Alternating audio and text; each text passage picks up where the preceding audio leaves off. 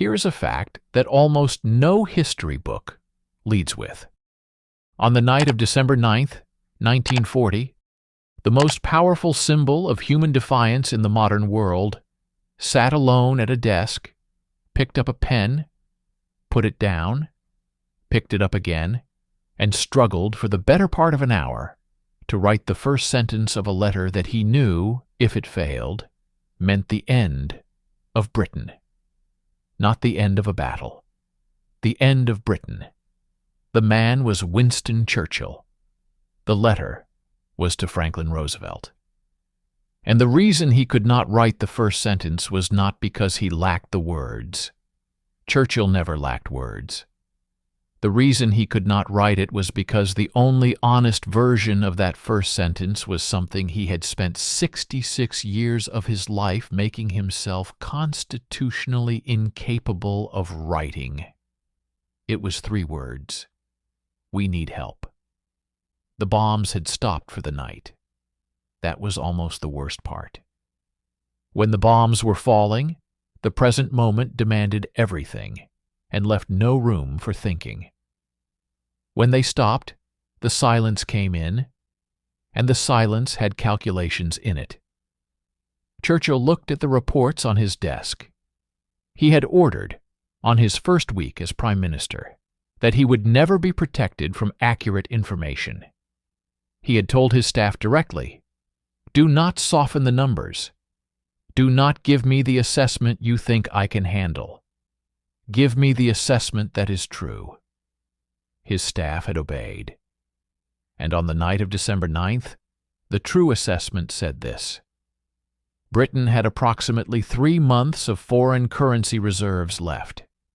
Not 3 years, not 3 months of comfortable spending.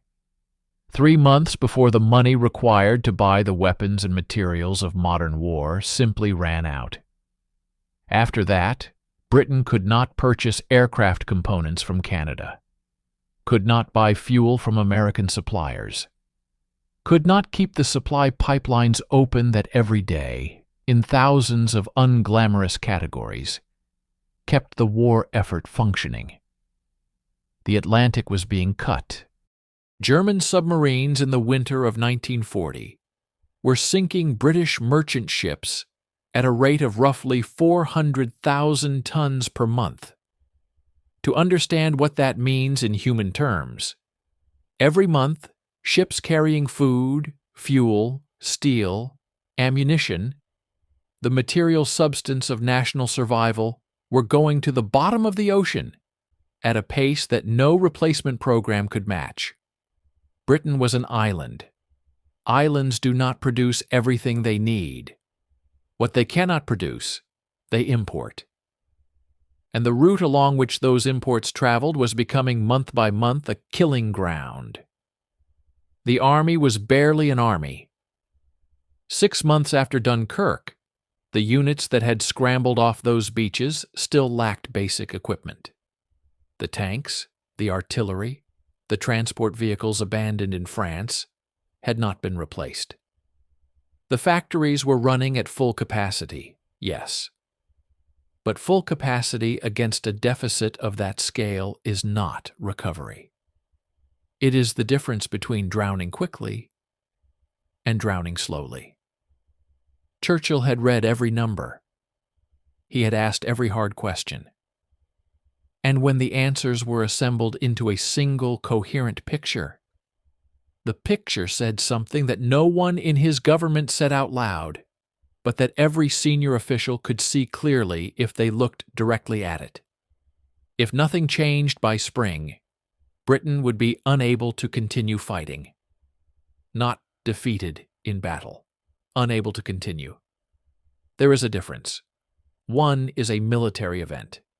The other is the slow, grinding, bureaucratic fact of running out of everything at once. It was the second one that was coming. And it was coming on a timeline that could now be measured in months rather than years. Churchill stood up and walked to the window. Outside, London was dark. The blackout made the city look like it had been erased. No lights in the windows, no headlights in the streets, nothing that might give a German navigator something to aim at. The city was present, but invisible, enduring but silent. 4 million people going about the business of surviving, with the particular stubborn practicality that had surprised everyone, including Churchill, with its durability. They did not know what he knew. They knew the bombs. They knew the ration books. They knew the shelters and the wardens and the smell of smoke in the morning after a night raid. They knew the version of the war that was visible from street level.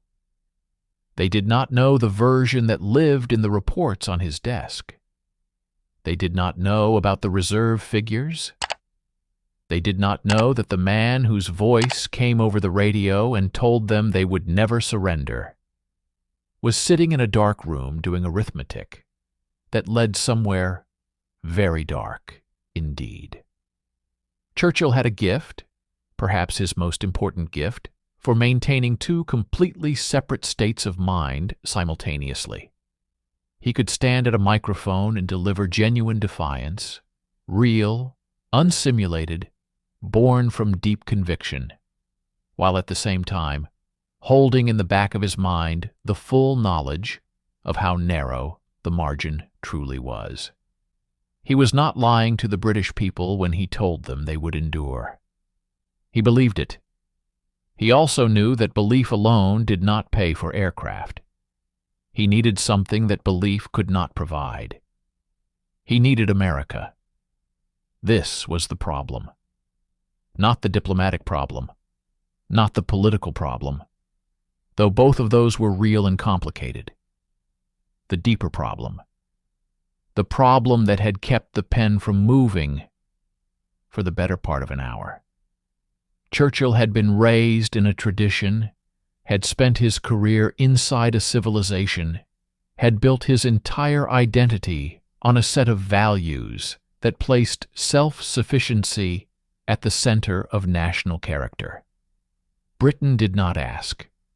Britain was the country that other countries asked. Britain had spent 2 centuries organizing, funding, equipping, and occasionally rescuing the rest of the world.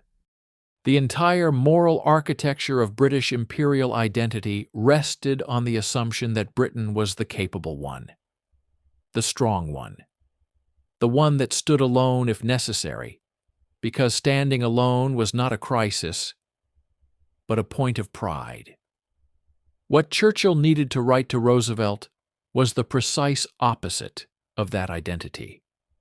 He needed to write that Britain could not stand alone. Not would not, could not.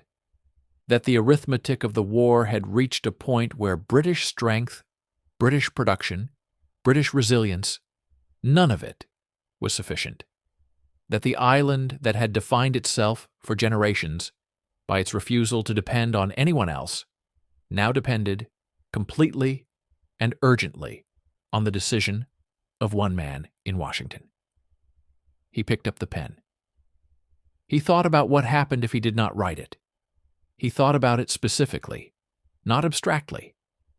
He ran the scenario forward in his mind. No letter, or a letter so hedged and diplomatically cushioned that its real meaning was buried under layers of careful language. Roosevelt reads a polite communication. He responds with polite sympathy. Congress remains paralyzed by the isolationist bloc. The Lend-Lease proposal stalls or dies. The convoys keep sailing, and the submarines keep hunting, and the reserves keep shrinking. And sometime in the spring of 1941, a British Treasury official sends a memorandum to the War Cabinet that uses careful bureaucratic language to say what cannot be said any other way. We cannot continue.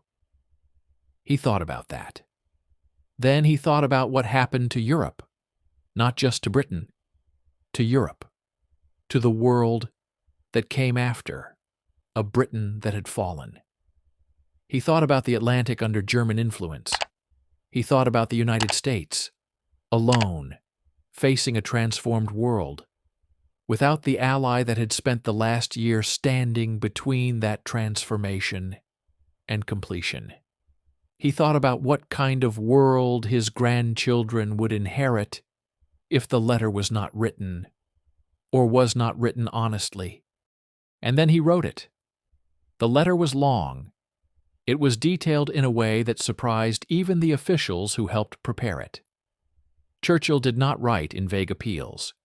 He wrote in numbers, specific numbers, the reserve figures, the shipping loss data, the production gap, the timeline.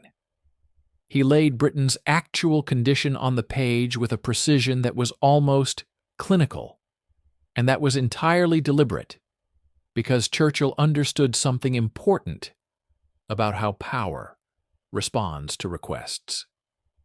Power does not respond to sentiment. Power responds to clear information about what is required and why. Roosevelt was not a man who needed to be moved emotionally. He was a man who needed to be given an accurate picture of the situation and trusted to understand its implications. Churchill gave him that picture, completely, without softening. And then, near the end, something shifted. The clinical precision gave way, just briefly, to the man underneath it. Churchill wrote about what was actually at stake. Not for Britain, for the world, for the idea that free countries had the right to exist as free countries, for the question of whether the values that both men shared, the values that both countries, for all their differences, had built their identities around, would survive the next 2 years or would not. He wrote it not as a manipulation. He wrote it because it was true. Because at 3 a.m. in a dark city, a man who has run the calculation one final time and found no other answer tends to write what is actually true. He signed it, sealed it, handed it to his private secretary, without comment. The letter would go by ship. It would reach Roosevelt within days. Churchill went back to work. He did not tell anyone what the letter had cost him. He did not tell anyone about the hour before the pen moved. He walked back into the rooms where the maps were, back into the cigar smoke and the telephones and the steady professional management of a war, and he was again the man that Britain needed him to be. Certain, immovable, apparently without doubt. But here is the fact that changes everything that follows. Roosevelt received that letter on a cruise ship in the Caribbean. The people traveling with him watched him read it once, then read it again. Then he put it down, went out to the deck, and sat in silence for 2 full days. He did not explain what he was thinking. He did not consult anyone. He simply sat, looking at the ocean, thinking about what a man writes when he tells you the truth. What Roosevelt decided on that deck would determine whether Britain survived. Churchill did not know yet what that decision was. What he knew was that he had done the only thing left to do. He had asked. For a man who could not ask, it was the most consequential thing he ever did. Here is something that almost no history book leads with. When the first significant American supplies arrived at the docks of Liverpool in the winter of 1941, the British workers who unloaded them did not cheer. They stood in the cold, under blackout conditions, opening crates in silence. And what one dock foreman said, after staring into the first open crate for a long moment, was this: "They do not think small, do they?" He was not talking about the quantity. He was talking about something harder to name: the quality of the manufacturing, the precision of every component, the evidence, visible in every rivet and every fitting, of a production culture that had not been asked to sacrifice anything. That had not been rationing. That had simply built things the way things should be built, with no apology and no shortage, and no awareness that there was any reason to do it differently. The dock foreman stood there, looking into that crate, and something shifted in his face. Not gratitude. Something more complicated than gratitude. The expression of a man who has just understood, for the first time in his life, the true distance between what his country could do and what the country sending these crates could do. That feeling was about to travel far beyond the docks of Liverpool. It was going to travel all the way to Whitehall. And what it would do when it arrived there would change the nature of this war in a way that victory celebrations would later make very easy to forget. The supplies were real, and Britain needed every single one of them. Lend-Lease, signed by Roosevelt in March of 1941, removed the constraint that had been strangling British purchasing power. No more cash requirements. Britain could receive what it needed and settle the account later, in ways to be determined. The convoys crossing the North Atlantic through the spring and summer of 1941 carried material that filled gaps in British production that could not have been filled any other way. Aircraft components, machine tools of a precision that British engineers examined with open admiration. Steel, aluminum, food in quantities that seemed almost offensive to people who had been living with ration books for 18 months. And weapons. The destroyers had come first, 50 of them, old and weathered but functional, transferred from the American Navy to the Royal Navy in a deal so carefully constructed to navigate American neutrality laws that its architects had spent months finding the legal language to make it possible. But here is what arrived, along with the weapons, and what nobody had fully anticipated: the Americans themselves. Not soldiers, not yet.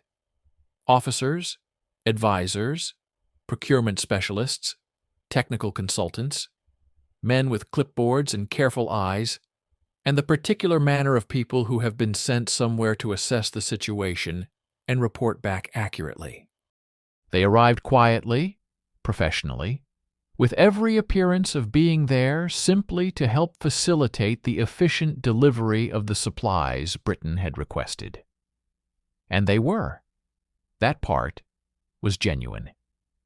But when you send men with clipboards into someone else's war, into someone else's factories and planning rooms and naval operations centers, something begins to happen that no formal agreement anticipated. Those men look at what they see, they form opinions, they write reports, and the reports travel back to Washington, where other men read them and form a picture of Britain based not on what Britain has chosen to present to the world, but on what the men with clipboards actually found when they looked without sentiment. A British naval officer named Captain Frederick Morgan was present at a coordination meeting in London in the spring of 1941, when an American logistics consultant named Harper presented an assessment of British convoy organization that was polite, thorough, and quietly devastating. Harper had spent 3 weeks reviewing the Atlantic convoy system. He had studied the routing protocols, examined the communication structures, analyzed the data on shipping losses against the data on defensive measures. And his assessment, delivered in the measured and unoffending tone of a man who understood he was a guest, said essentially this: the system had significant organizational inefficiencies that were contributing directly to the loss rates, and here, specifically, was how they should be fixed.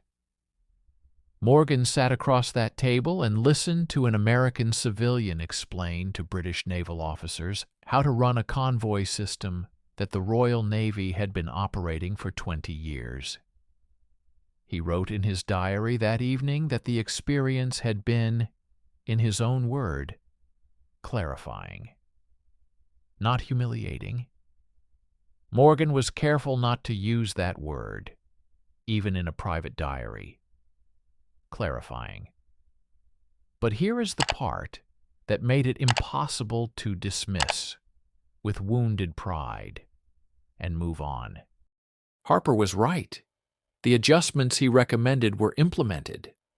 The loss rates improved, measurably, specifically within weeks. And Morgan knew it. Every officer in that room knew it. The Americans had looked at something the British had built and seen, without the accumulated assumptions of insiders, what was actually there, rather than what everyone had come to believe was there. Every time they were right, the nature of the relationship shifted. By one more small degree, away from equal partnership, toward something else that nobody had a name for yet. Churchill noticed it, before most people were willing to notice it. He noticed it in the language coming from Washington.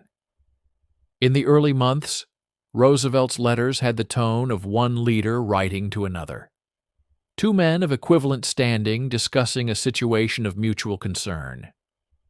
By the summer of 1941, something in that tone had changed. Subtly. The way a room changes temperature before anyone consciously registers the cold. The Americans had begun to have opinions about strategy, not about convoy routing or aircraft specifications, about the shape of the war itself, where it should be fought, how, in what sequence, with what priorities.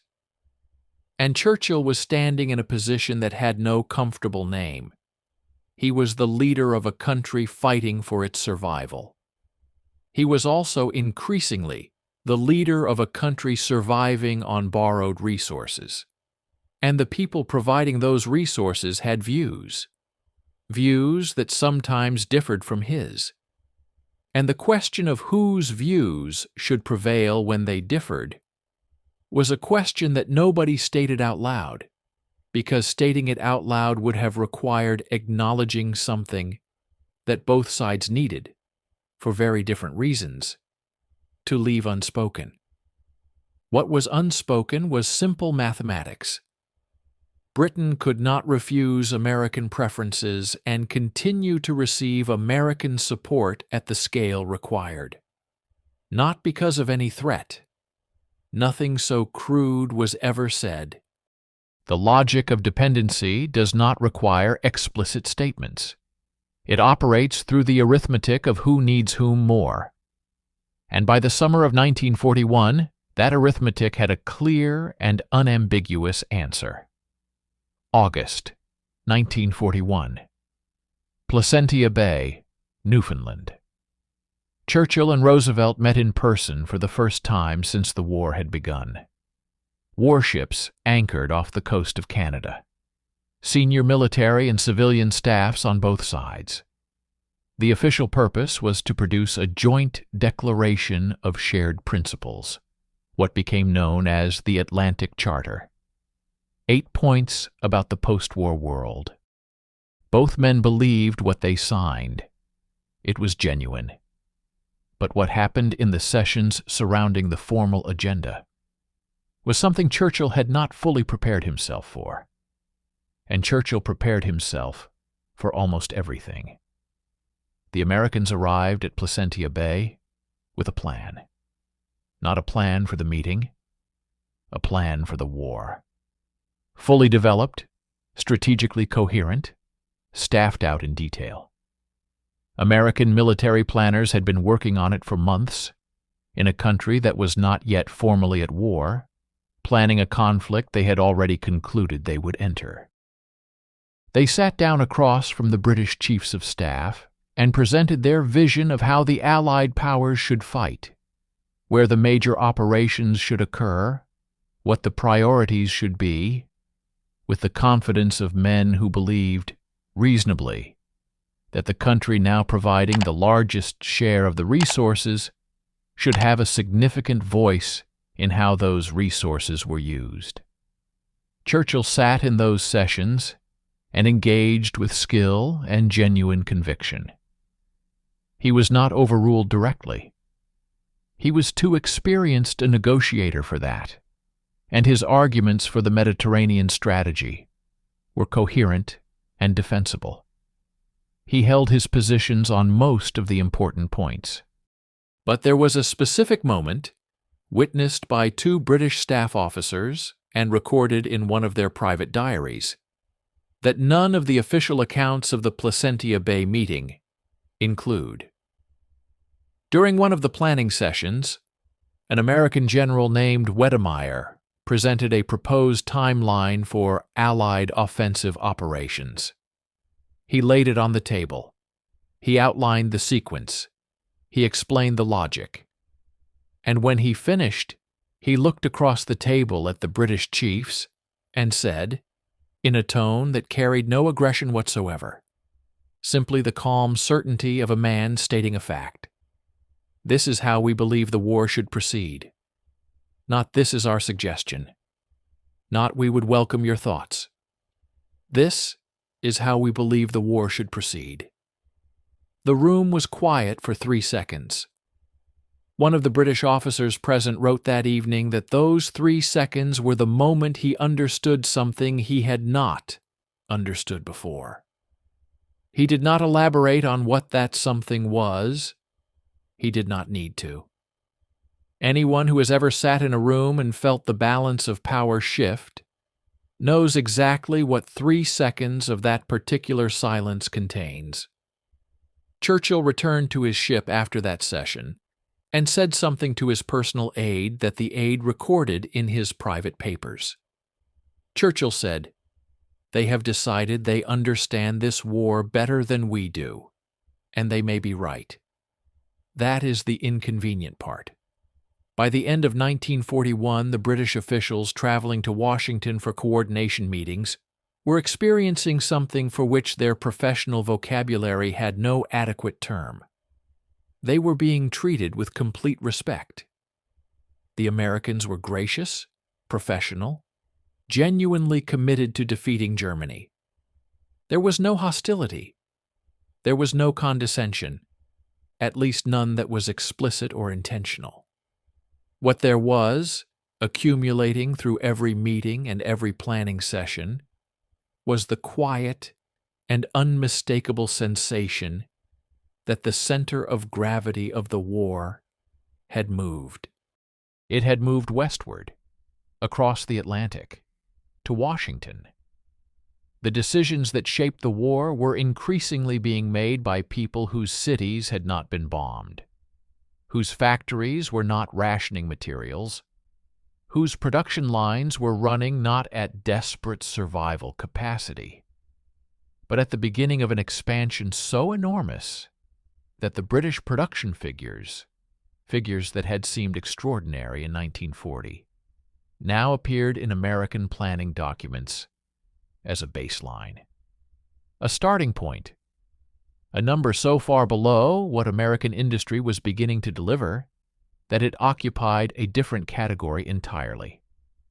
A senior British civil servant who spent much of 1941 and 1942 in Washington wrote in a private letter to a colleague in London something he said he would never put in an official document. He wrote, "We came here as the experienced party, the country that had been fighting while they were still debating. We are leaving each meeting feeling less experienced than when we arrived. They are learning faster than we can teach them, and they know it." The dock foreman in Liverpool, who said they do not think small, did not mean it as a complaint. He meant it as an observation, a precise description of something he had seen and could not unsee. Britain had been thinking small for 2 years because survival required it. Conserving, rationing, calculating every expenditure against shrinking resources, stretching everything because everything needed to be stretched. That discipline had kept Britain alive. It was real and it was admirable, and it had been, in the truest sense of the word, heroic.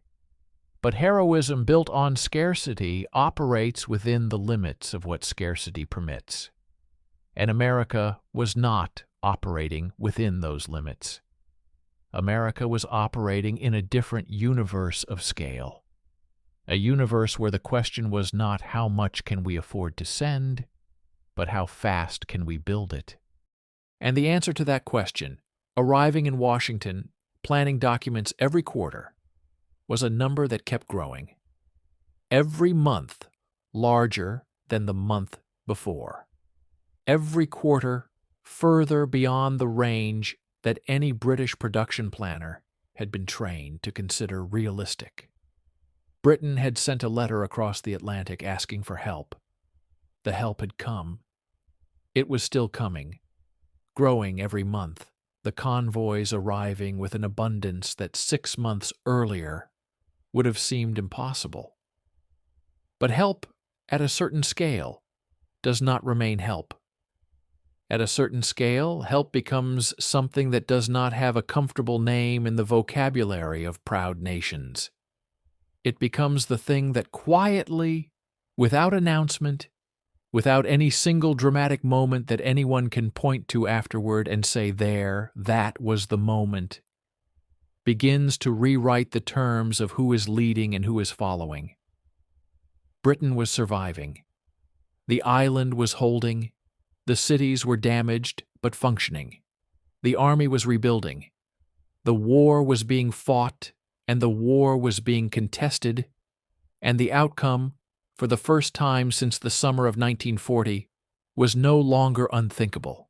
Britain was surviving. The question of what it was becoming in the process of surviving was a question that the men returning from Washington carried in their silence on the flight home. Present, specific, impossible to put down, and completely impossible for now to answer out loud. Here is a fact that almost every celebratory account of the Allied victory carefully steps around. At the Tehran Conference in November of 1943, Winston Churchill, Franklin Roosevelt, and Joseph Stalin sat together at the same table for the first time. 3 men, 3 nations, the most powerful military coalition in human history, assembled in one room to plan the final destruction of Nazi Germany. Churchill arrived believing he was one of 3 equal architects of that plan. He left understanding something that he would spend the rest of his life refusing to say directly in public, but that is visible in everything he wrote privately in the months that followed. He had walked into that room as the leader of one of 3 great powers. He walked out as the leader of the third one. Tehran, November 28, 1943. The city was cold and tense with the specific tension of a place that knows it is the center of something enormous. British, American, and Soviet security details moved through the streets with the barely contained anxiety of men responsible for protecting 3 irreplaceable lives simultaneously in a city where German intelligence was known to be active. Churchill stayed at the British legation. Roosevelt, in a decision that would carry consequences nobody recognized at the time, accepted Stalin's invitation to stay inside the Soviet compound. That decision seems like a logistical detail. It was not a logistical detail. It was the first move in a game that Stalin had been preparing for months, and that Churchill, for all his political intelligence, did not see coming with the clarity it deserved. Roosevelt and Stalin had private conversations before the formal sessions began. Not long ones, not dramatically conspiratorial ones, but conversations without Churchill present, without a British voice in the room, without the counterweight that Churchill's particular brand of strategic thinking provided when he was physically there to provide it. Two men finding the shape of each other's thinking before the third man arrived. Churchill found out about the conversations afterward. He did not make an issue of it. Making an issue of it would have required acknowledging what it implied. The formal sessions began on the 28th.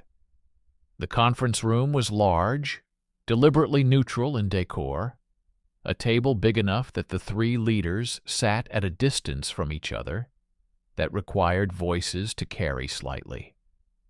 Translators at every elbow. Military advisors ranked behind each delegation like a second row of a chess set. Churchill had a strategy for Tehran, and it was a coherent one. He wanted Allied forces to push through the Mediterranean, through Italy, potentially through the Balkans, into the soft underbelly of German-occupied Europe. It was not simply military thinking. It was simultaneously military and political.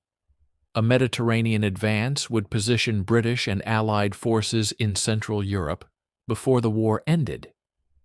It would mean that when the fighting stopped, the map of liberated Europe would have a British and American military presence in regions that would otherwise be reached first by the Soviet army advancing from the east.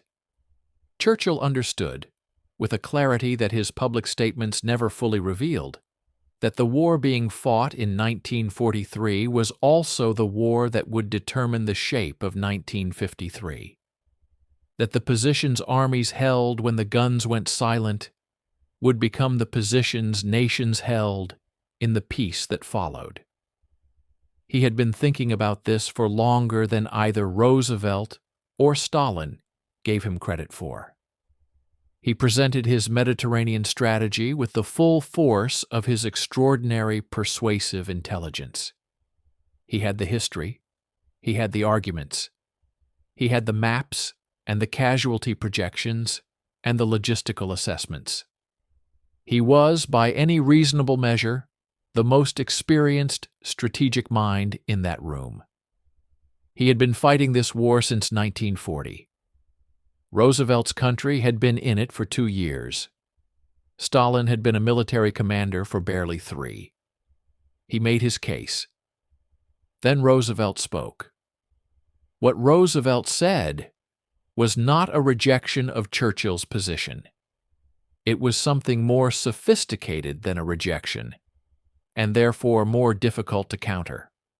Roosevelt expressed measured respect for Churchill's strategic thinking, acknowledged the military logic of the Mediterranean approach, and then, in the careful language of a man who had spent a decade navigating a political system that rewarded indirection, made clear that the American position favored Operation Overlord, the direct cross-channel invasion of France, as the primary Allied effort. A fixed date, a defined commitment.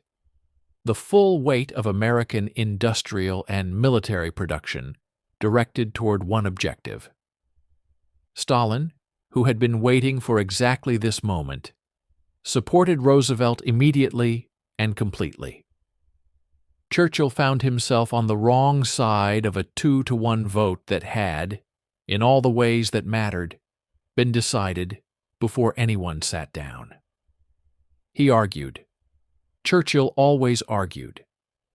He pressed the Mediterranean case through the afternoon session with the tenacity of a man who had not yet fully absorbed what was happening, or who had absorbed it and was arguing anyway because argument was the only tool available.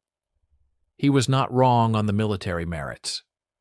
Several American officers privately agreed with his assessment of the Balkan approach. Even some Soviet planners thought the Mediterranean logic had force. It did not matter. Because the question in that room was not purely a military one. It had not been a purely military question since the moment Roosevelt chose to stay in the Soviet compound instead of the American legation. There was a dinner on the second evening of the conference, Stalin's 64th birthday. The mood was, by the accounts of everyone present, surprisingly human. Food, toasts, the specific warmth that comes when men who have been conducting enormous and deadly business together for days allow themselves, briefly, to simply eat. And then Stalin began to needle Churchill. It started as humor. Stalin proposed a toast that implied Churchill's commitment to the war against Germany was less than complete, that perhaps British generals preferred caution to combat. It was said lightly, with the half-smile of a man making a joke that is also not entirely a joke. The people around the table laughed because the situation demanded that they laugh.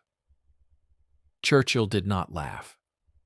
He sat very still and looked at Stalin with an expression that several witnesses described identically, the expression of a man recognizing in real time the precise nature of what is being done to him and calculating whether there is an effective response. Churchill understood performance. He had been performing strength and confidence and imperturbable British resolve for 3 years, in front of audiences far larger than this dinner table. He knew what it looked like when someone was using the theater of a social occasion to make a political point that the formal sessions had not resolved. Stalin made the joke twice more over the course of the evening, each time slightly sharper, each time testing how much could be said in the language of humor before it crossed into something that required a formal response. Roosevelt, seated between them, watched it happen and said nothing. That silence was a decision. Churchill knew it. Stalin knew it. Everyone at that table with enough political experience to read a room knew it. Roosevelt's silence was not neutrality. In the specific grammar of great power politics, silence between allies when one ally is being publicly diminished is a form of consent. Churchill left the dinner early.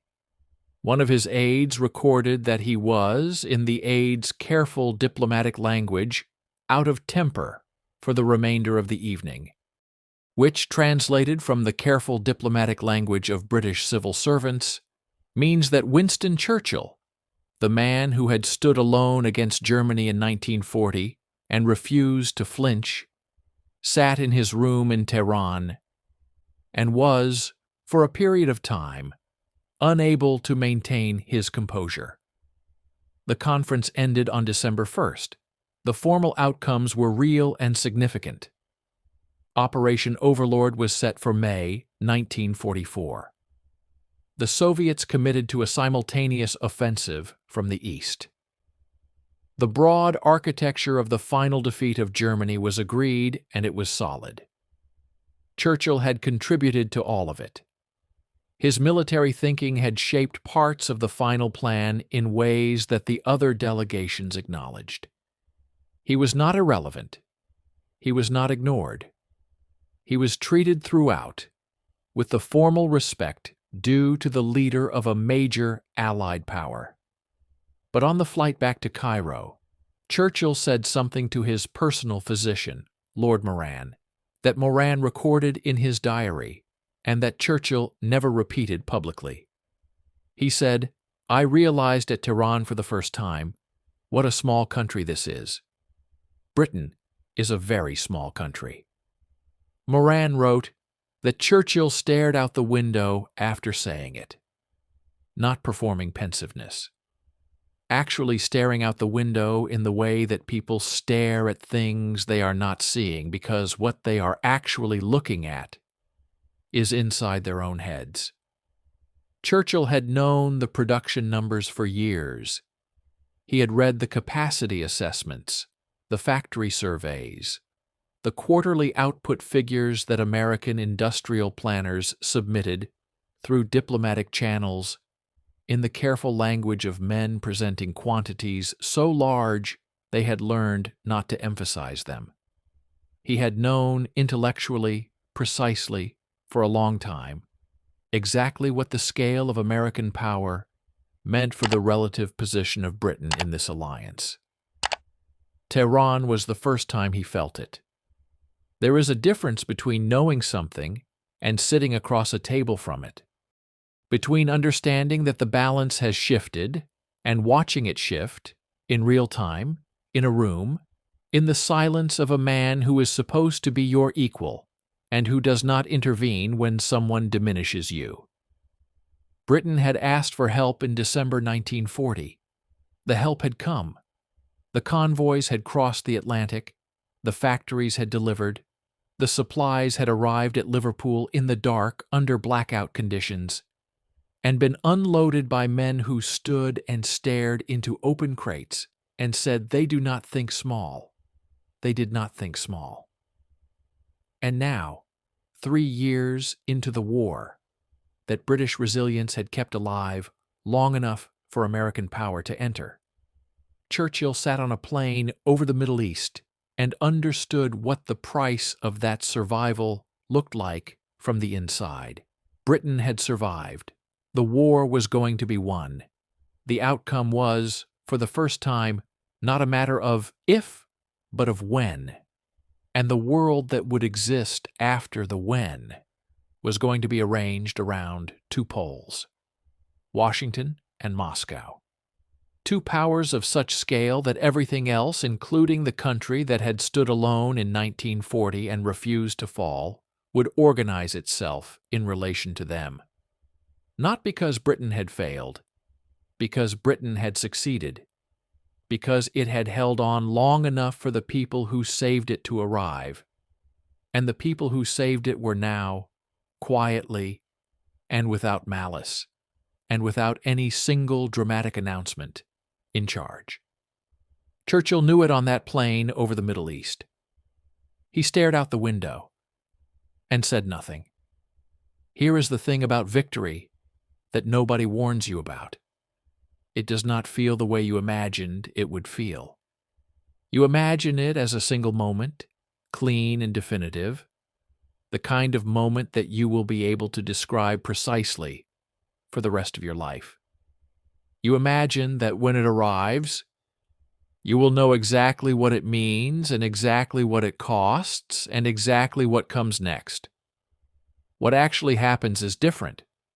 What actually happens is that victory arrives in pieces, over days, and somewhere inside the noise and the relief and the genuine, overwhelming human joy of it, there is a quieter thing happening simultaneously that the celebrations make it very easy not to look at directly. May 8th, 1945, victory in Europe. And the quieter thing, the thing underneath the celebrations, was this.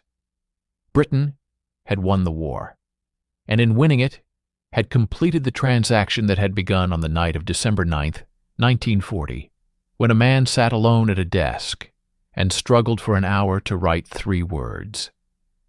The transaction was now settled, and the final accounting was not what anyone had announced publicly. London, on the morning of May 8th, was something that people who were there spent the rest of their lives trying to describe adequately, and never quite could. The crowds gathered before dawn. By mid-morning, the streets around Whitehall and Buckingham Palace contained more human beings than had ever stood in those places simultaneously.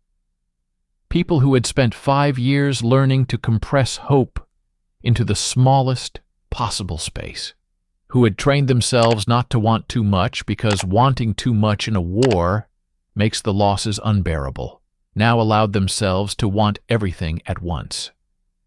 The noise was physical, not simply heard, but felt. A vibration in the chest, in the bones, the specific frequency of a city releasing 5 years of compressed survival in a single, long exhale. Churchill appeared on the balcony of the Ministry of Health on Whitehall at 3 in the afternoon. The crowd below him was so dense that the individual faces dissolved into a single moving surface, a human landscape stretching as far as anyone could see in every direction. He raised his hand. The noise, which had already been beyond any reasonable description of loudness, somehow increased. He spoke. He gave them what they needed, what he had always given them, the words that named what they had done, and told them it was enough. We were the first, he said, in this ancient island, to draw the sword against tyranny. After a long time, we were not alone. After a long time, we were not alone. He chose those words precisely. Churchill always chose his words precisely. He was telling the truth in them, the complete truth, without softening it. Britain had stood alone, and then it had not been alone, and the war had been won. Every word in that sentence was accurate. What the sentence did not say was also accurate. The sword had been drawn by Britain. The forge that made the sword unstoppable had been built somewhere else. 2 months later, on July 26, 1945, the British people voted Winston Churchill out of office. He had led his country from the edge of extinction. He had held the line in 1940, when no other leader in Europe had managed to hold anything. He had written the letter that brought America into genuine partnership with Britain. He had sat at the tables in Tehran and Yalta and Casablanca and argued with everything he had for a world that preserved what Britain had fought to preserve. He had delivered victory. And the British people, the same people who had stood in the streets on May 8th and shaken the city with their noise, voted for someone else. Churchill was sitting in Potsdam, Germany, at the final conference of the Allied powers when the election results came in. He was there as Prime Minister. He returned to London and left Potsdam as a private citizen. His place at the table was taken by Clement Attlee within 24 hours. The symbolism was brutal, and it was not lost on anyone in that conference room. The man who had defined British resistance to tyranny for 5 years was replaced, while the conference was still in session, by someone the other delegations had barely registered as significant. Churchill's chair was filled before it was cold. Stalin, who had been watching Churchill across tables for 2 years with the evaluating patience of a man who understood power in its most fundamental form, reportedly said nothing when he heard the news. He did not need to say anything. The British election result confirmed something he had already calculated. But here is the moment that contains everything, the moment that the celebrations made invisible and that history has largely allowed to remain invisible. Potsdam, July 1945. The conference was supposed to settle the shape of the post-war world, the borders, the zones of occupation, the arrangements that would govern Europe and large parts of Asia for the next generation. The decisions made in that conference room would determine whether the countries liberated from German occupation would recover their sovereignty or exchange one form of domination for another. The British delegation arrived at Potsdam with positions, arguments, assessments, the full apparatus of a great power, participating in a great power conference. Attlee, now leading the delegation after Churchill's removal, was intelligent and principled and completely unprepared for what the room actually was. What the room actually was a negotiation between two powers about the division of a world. Washington and Moscow. Two industrial civilizations of such scale that their decisions about where to draw lines on maps carried a weight that made British preferences, British arguments, British positions on specific territorial questions relevant as commentary, but not decisive as force. A British diplomat named Pearson Dickson, who was present throughout the Potsdam negotiations, wrote in his diary on the third day of the conference something that he did not include in any official record. He wrote, "We are in the room. We are heard. We are not, in any meaningful sense, being consulted. There is a difference between being heard and being consulted. Being heard means your words enter the room and the other parties register that you have spoken.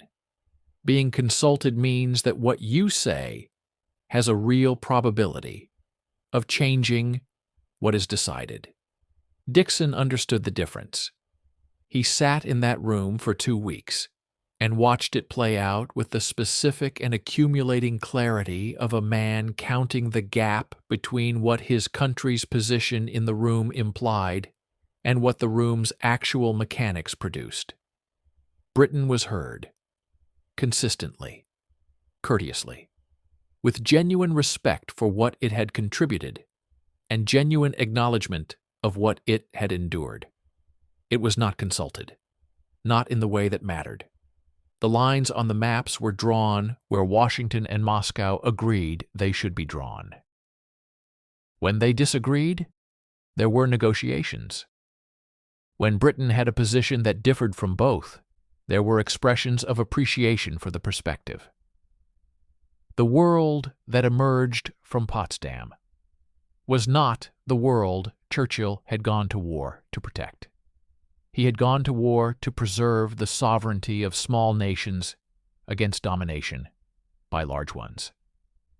What Potsdam produced, in the polished language of international agreements, was a world organized around 2 enormous poles of power, with everything else arranged in relation to them.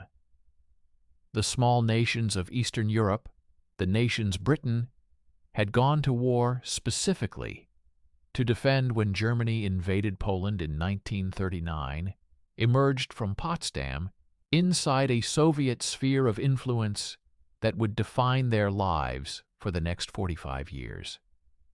Britain had fought a war for their freedom, had paid for that war with everything it had survived the Blitz, the Atlantic, the desert, the beaches of Normandy, 5 years of loss and rationing, and the grinding cost of a modern industrial war extracted from an economy that was, by the end, essentially bankrupt. And Poland was not free. There is a letter that Churchill wrote in the summer of 1945, after the election, after Potsdam, in the private correspondence of a man who was no longer required to perform certainty for anyone. He wrote it to a close friend, whose name the historical record does not preserve, and it was not discovered until decades after his death. He wrote, "I wonder sometimes whether we did not spend the years between 1939 and 1945 saving civilization from one catastrophe in order to deliver it to another. I do not say this as a man who regrets what was done. I say it as a man who looks at the result and finds it less than the thing that was attempted. Less than the thing that was attempted." That sentence is the most honest thing Churchill ever wrote about the war. Not his published memoirs, not his speeches, not the magnificent 6 volumes of history that won him the Nobel Prize in 1953. That sentence, in a private letter that nobody was meant to read, is the true account.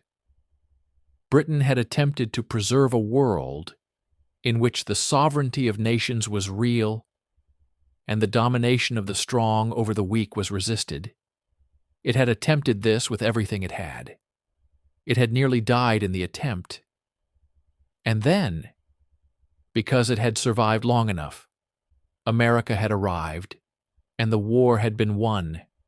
Completely and permanently, the right side had won. Tyranny had been defeated. The thing that had to be stopped had been stopped. And the world that followed was a world Britain had not designed and could not control, and bore only a partial resemblance to the world Britain had fought to protect. The dock foreman in Liverpool, in the winter of 1941, had looked into a crate of American supplies and said they do not think small. He was right. They did not think small. They thought in a scale that Britain, for all its history and resilience and genuine greatness, could not match. And that scale had won the war. Absolutely, definitively, without question. The factories of Detroit and the shipyards of Richmond and the assembly lines of Willow Run had produced a force so enormous that German resistance, however skilled, however determined, had been arithmetically overwhelmed. The scale had won the war. The scale had also inherited the peace. Churchill knew this. He had known it, in some part of himself, since Tehran, since the silence at that dinner table, since the plane ride home when he told his doctor that Britain was a very small country. He had known it, and he had continued anyway, because continuing was the only option available to a man who understood that the alternative to an imperfect victory was a perfect defeat. But in the summer of 1945, sitting in the house in Chartwell, that he retreated to after the election removed him from Downing Street, he allowed himself, in the privacy of his own mind, to hold the full weight of what had happened. Britain had asked for help. The help had come. The war had been won. The price had been paid. Not just in money, not just in the bankruptcy that the Treasury was quietly documenting in classified reports that would not be published for decades. The price had been paid in something more structural, in the position that Britain occupied in the world that the war had produced, in the distance between the country that had drawn the sword in 1939 and the country that sheathed it in 1945. They were the same country, the same island, the same people, the same language, the same institutions. The cities had been rebuilt. The rationing would eventually end. The soldiers would come home. But the world had been reorganized around a new center of gravity, while Britain was busy surviving. And reorganized worlds do not reorganize themselves back. Churchill sat in Chartwell and looked at the garden. The garden was quiet. The war was over. The thing that had to be done had been done. It was enough. It had to be enough. Whether it was everything that had been attempted was a different question. And on the subject of that question, in the summer of 1945, Winston Churchill had nothing left to say in public. He had said everything in public that needed saying. What remained was private, the knowledge that victory and loss can wear the same face, that saving the world and losing your place in it can happen simultaneously in the same 5 years, through the same acts of courage and resilience and stubborn refusal to accept the unacceptable. Britain had refused to fall, and the world it refused to fall for had moved on without it.